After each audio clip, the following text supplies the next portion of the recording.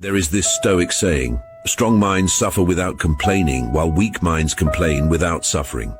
You must understand, the Stoics said, that suffering is an inescapable element of the human experience. Therefore, it's not the suffering itself that distinguishes the strong from the weak. Rather, it is the response to suffering. Complaining, they believed, is the crutch of the sick mind, a fruitless expression of self-pity that only increases one's misery. That's why the Stoics endured life's trials with grace and stoicism, because complaint could only worsen the suffering, adding an avoidable layer of pain to their experience.